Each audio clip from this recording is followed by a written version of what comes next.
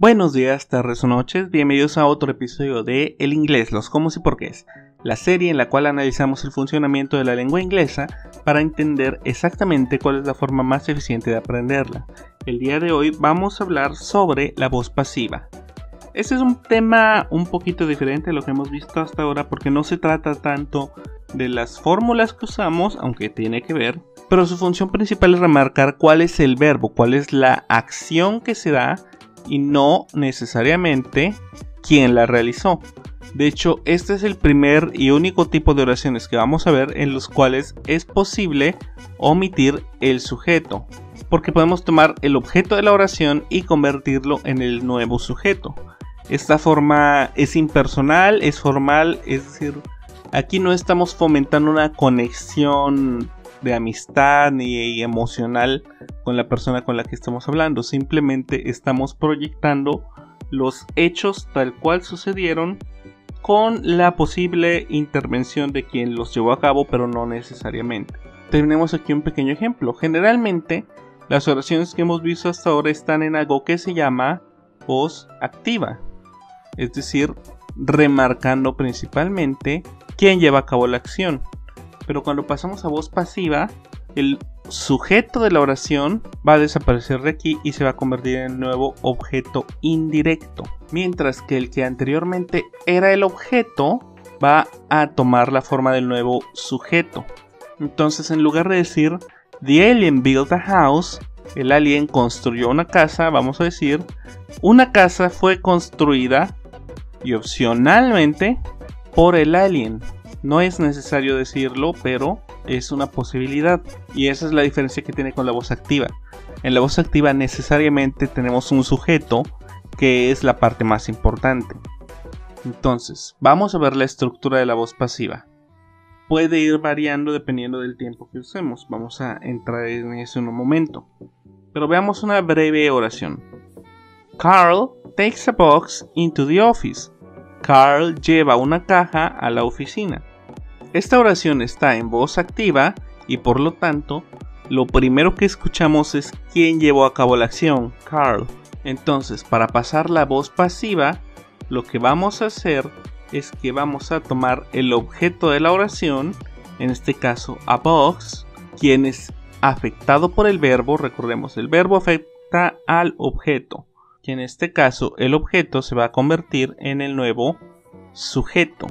Lo que va a pasar aquí con el verbo es que va a cambiar un poquito de forma. En este caso el verbo está en presente simple.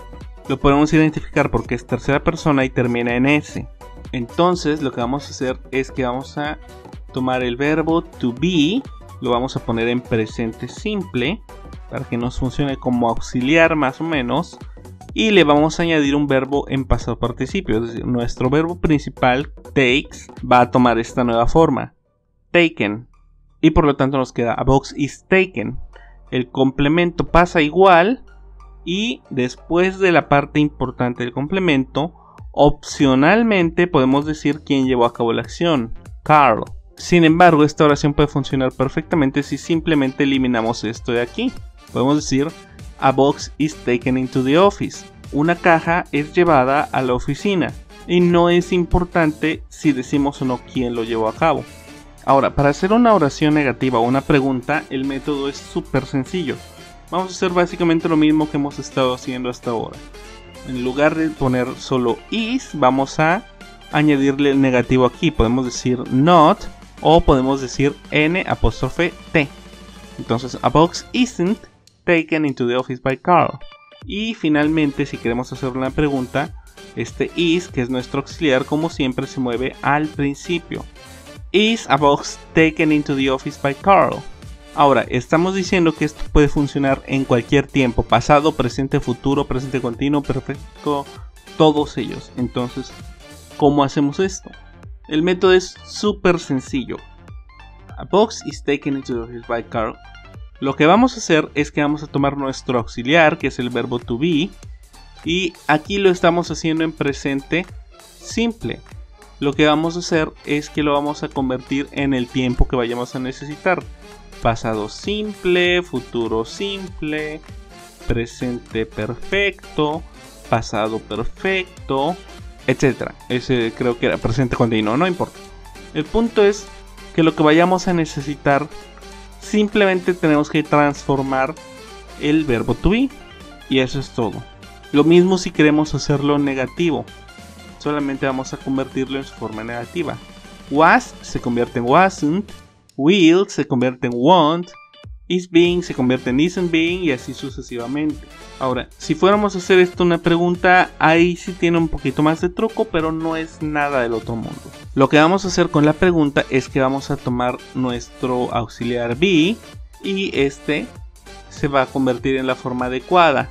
Y en los tiempos que requieren un segundo auxiliar, es decir, will o has, etc., lo que vamos a hacer es que vamos a tomar nuestro primer auxiliar, que va a ir al principio, is, a box, y luego el verbo to be se va a meter entre el sujeto y el verbo. Entonces, is a box taken into the office by Carl? Yes. Was a box taken into the office by Carl? Yes. Ahora, will a box be taken into the office by Carl? Yes. Is a box being taken into the office by Carl? Y así sucesivamente.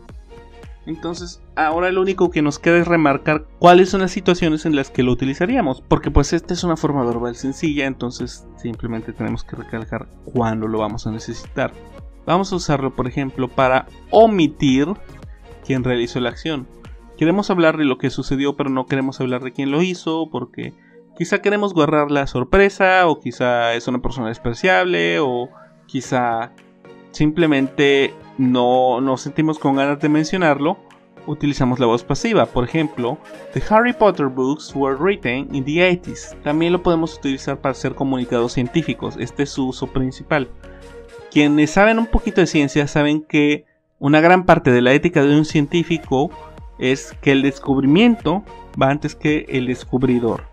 Es importantísimo que el enfoque no esté en la persona que lleva a cabo las cosas, sino en el conocimiento nuevo que se adquirió.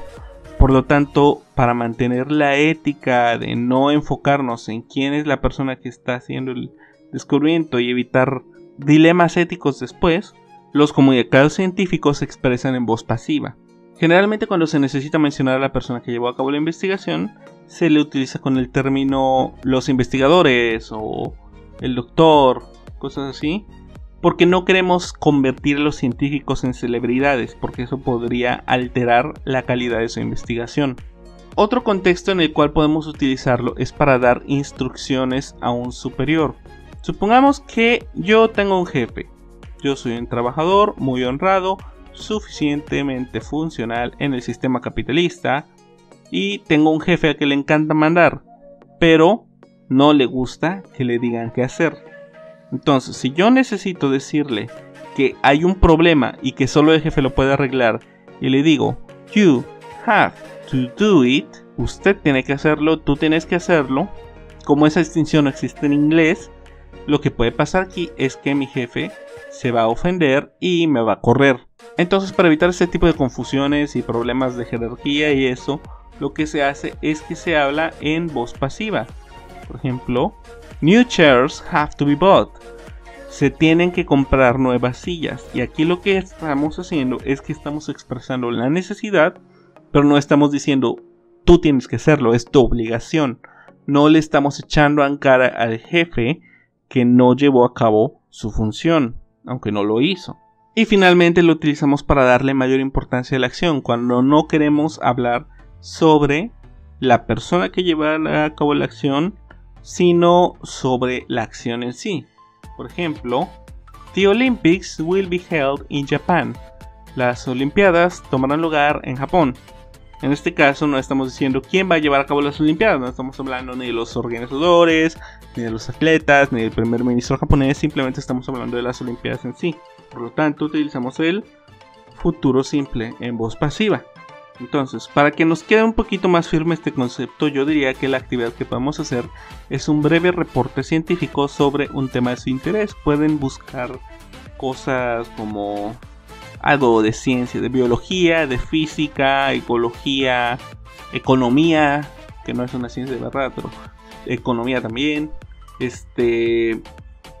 Cualquier disciplina científica o similar en la cual una persona se expresaría de esta forma es algo que podemos redactar en este caso y esa va a ser nuestra actividad. Entonces, si les gustó, les sirvió este video, les invito a que me apoyen en Patreon para producir más videos y obtener algunas recompensas exclusivas, como obtener su nombre en los créditos o recibir algunos materiales de estudio especiales únicos para quienes me apoyan en Patreon. Me pueden encontrar en patreon.com/RexHernandez. Esto ha sido todo por hoy, pasen muy buenos días, tardes o noches y no dejen de aprender.